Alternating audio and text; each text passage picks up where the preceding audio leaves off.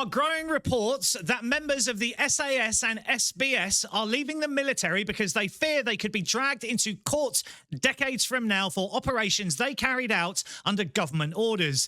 This is not speculation. This comes from General Sir Peter Wall, the former head of the British Army, who says there is absolutely no doubt the bill is damaging confidence inside the forces. When the people who built the modern British military say something is going wrong, you pay attention.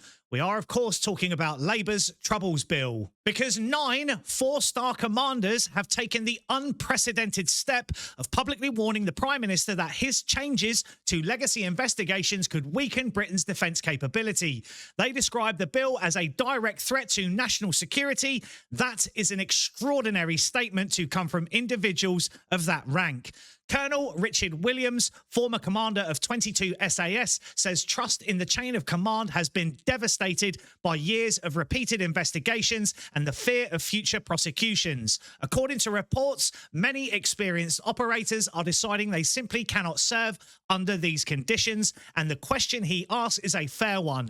If you thought a lawful decision you made on operations could be re-examined in a courtroom in 30 years' time, would you stay? And the resounding answer is no. A soldier should not be wondering if a split-second decision in a war zone will become a legal battle decades later. Even General Sir Nick Parker, another signatory, warned that future soldiers could hesitate in combat because they fear being second-guessed years after the fact. That is exactly the kind of hesitation that senior officers say puts lives at risk. Now, the government insists the bill protects veterans. Critics argue the opposite, that it creates legal uncertainty, invites retrospective action, and leaves those who carried out government policy exposed long after their careers have ended. This is not about defending wrongdoing. It's about clarity, consistency, and the basic principle that if you send people into conflict, you owe them legal certainty for the actions they take under lawful orders. Orders handed down by the government.